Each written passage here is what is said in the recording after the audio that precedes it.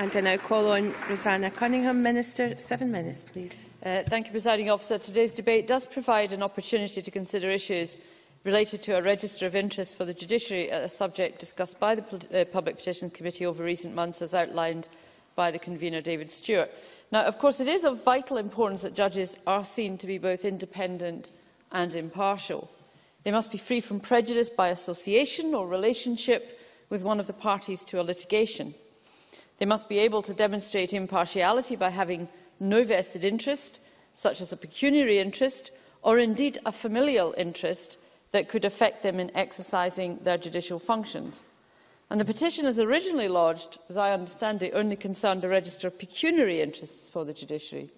It called on the Scottish Parliament to urge the Scottish Government to create a register of pecuniary interests of judges bill, as was then being considered in New Zealand's Parliament, or amend present legislation to require all members of the judiciary in Scotland to submit their interests and hospitality received to a publicly available register of interests. And of course, that's a narrower definition of the register than I think the convener has been talking about this afternoon. The Scottish Government considers that it is not necessary to establish a register of judicial interests. It is our view that the safeguards currently in place are sufficient to ensure the impartiality of the judiciary in Scotland.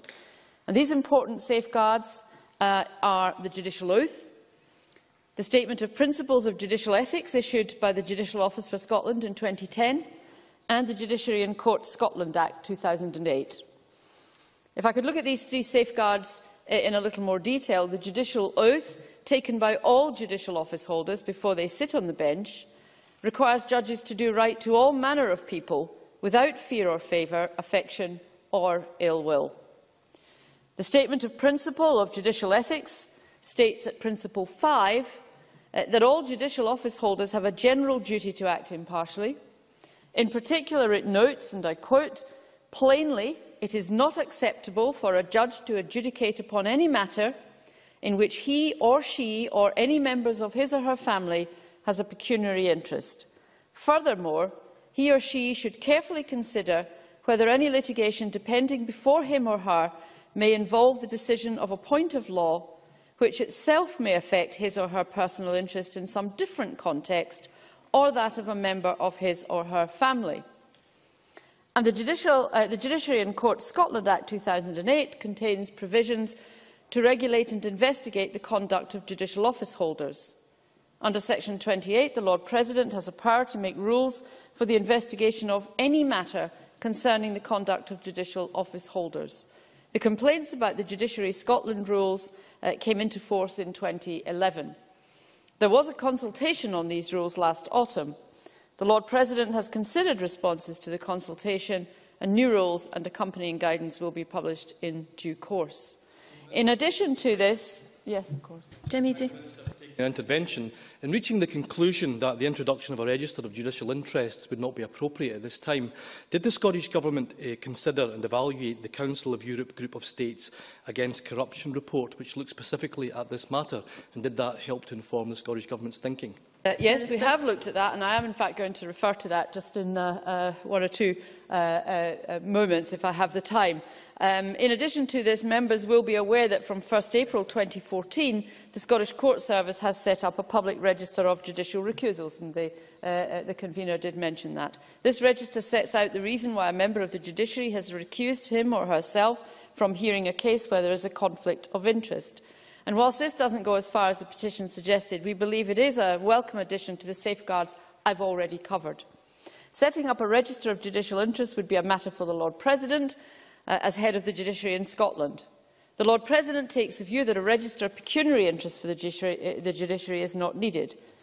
Furthermore, the judge has a greater duty of disclosure than a register of financial interest could address. The Statement of Judicial Ethics that I do want to make some progress. The Statement of Judicial Ethics that I have just referred to says that a judge's disclosure duties extend to material relationships. In his written evidence to the Public Petitions Committee, the Lord President referred to the findings of the Council of Europe Group of States Against Corruption. The Greco Report 2013, following the fourth evaluation report of the United Kingdom, found that, I quote, "nothing emerged during the current evaluation which could indicate that there is any element of corruption in relation to judges, nor is there evidence of judicial decisions being influenced in an inappropriate manner. Greco therefore did not recommend the introduction of a register of judicial interests, and this suggests that the current safeguards are indeed sufficient and that there is no obvious issue which this register would solve. The position is, of course, different for MSPs and members of other parliaments. We are directly accountable to our constituents and are required to register our interests. Greco also considered issues regarding the prevention of corruption in relation to members of parliaments across the United Kingdom, and they recommended that it is essential that the public continues to be made aware of the steps taken and the tools developed to reinforce the ethos of parliamentary integrity, to increase transparency and to institute real accountability. If the member would permit me just to move on, I do want to get through this. I am aware that this petition was related to the Register of Pecuniary Interests of Judges Bill in the New Zealand Parliament, which of course was considered earlier this year by their Justice and Electoral Committee. As the convener indicated in his opening comments, the bill did not proceed. The committee, as I understand it, recommended that the bill should not be passed. And following this report, the sponsoring member intended to withdraw the bill. It is also the case that there is no equivalent register in other parts of the United Kingdom. As I have said, we do not think it necessary to establish such a register. The case has not been made that the existing safeguards are not effective. And I can only assume members agree with this, as we completed stage 3 of the Courts Reform Bill yesterday. That would be Tuesday. That bill could have been used as a vehicle for legislating for the introduction of a register of judicial interests. I am surprised that if members are exercised by the issue, that an amendment to this effect was not submitted during consideration of the bill.